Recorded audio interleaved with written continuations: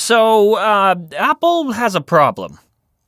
A Mac problem. We just saw their special October event featuring Macs, the scary fast event, right before Halloween, where they announced the new M3 chip lineup as well as MacBook Pro models and a new M3 iMac. Yay and great to that, but all is not rainbows and unicorns in Tim Cook land, because Mac sales numbers are in the pooper. Now hang on, because I know I can hear you saying, John, you're going to talk about sales numbers in this? I don't want to watch this video now. You wait. Because, yes, we're going to talk about sales numbers, but Tim Cook has given a reason as to why those sales are down. I think the problem is even bigger than he is letting on. So, bear with me. And even though we still have quite the handful of new M3 kitted out Macs to be released, those numbers don't look like they are getting any better. So, let's talk about that.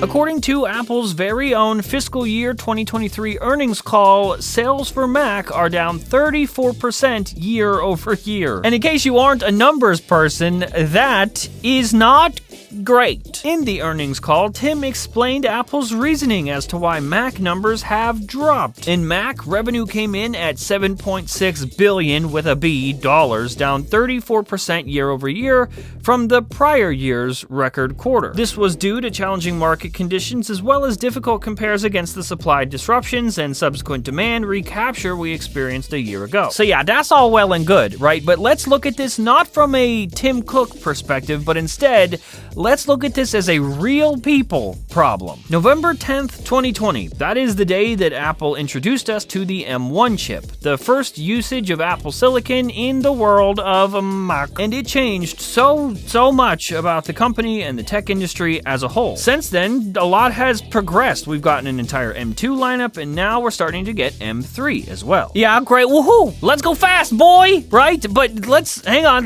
back up and look at this from an entirely different perspective. Guys, it hasn't even been 3 years, and we are already on M3. Yeah, that makes sense. Sure, get a new, faster chip every year because innovation.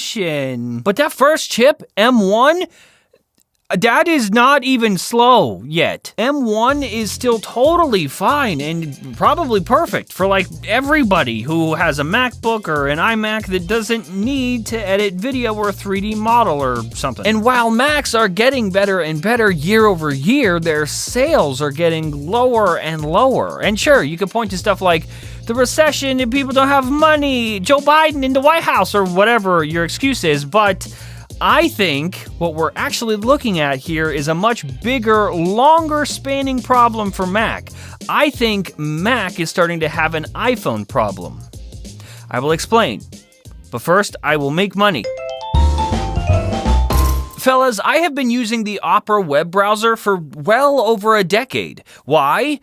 Because they never stop innovating. We've talked about Opera One, their brand new re-engineered, redesigned, reimagined browser for Mac, but today I want to talk to you about Opera for iOS, and yes, Opera for Android as well. Opera for both iOS and for Android is free and packed with features that set Opera so far ahead of the rest. The mobile versions come with the full version of Aria, Opera's built-in AI assistant that allows you to do everything from chatting to making specific requests. But wait, because it gets better than that. Opera for Android also has a built-in ad blocker and a free VPN. Yeah, all of those things in one free browser. Have I mentioned yet how customizable Opera is? Set your own personal wallpaper, access light or dark mode, customize your newsfeed and see what's most important to you, from technology to business news to news.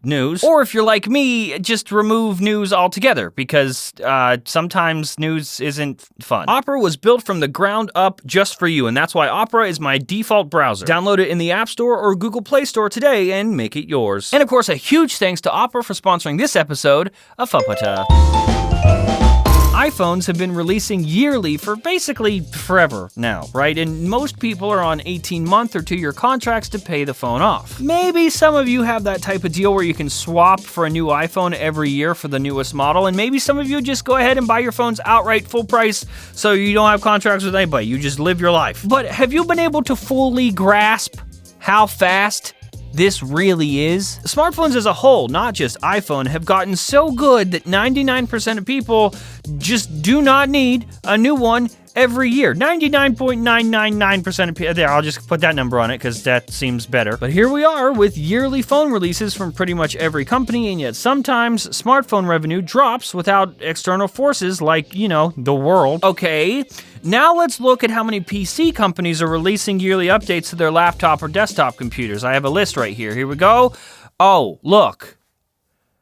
None. Think about how often you need a completely new MacBook. Yeah. Uh-oh. Bro, for like a full year, I edited this show on the M1 iMac, waiting for an iMac Pro that never came, and then the Mac Studio came, and it's a perfect computer. I can just feel in my bones and in my balls that I could not tell you when I might need another upgrade.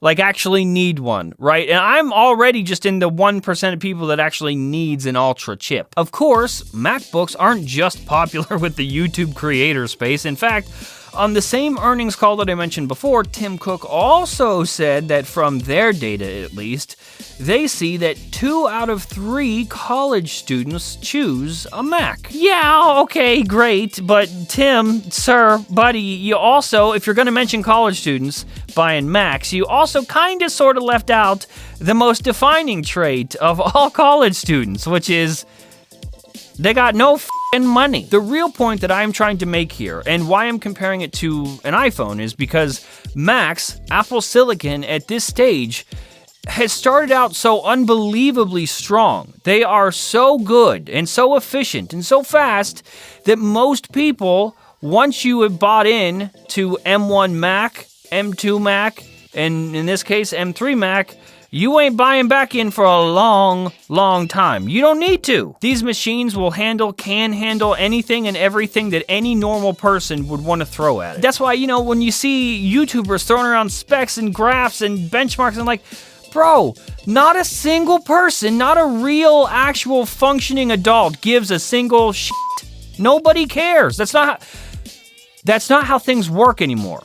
At least to me. We are now past a point where the numbers matter at all. They do not. To most people, they just don't. You cannot make them matter. At least with something like the iPhone has the status symbol thing going for it, right? So even if you don't need a new phone, a lot of people will just buy the new one because it is the new one. But MacBooks just kind of look like MacBooks. You can't tell who has the new one, and no one's gonna be like, hey bro, can I open up the about part of your Mac and see what chip you have in there? These Macs, even if someone is still on M1, can handle anything and everything that person could possibly want to do day to day.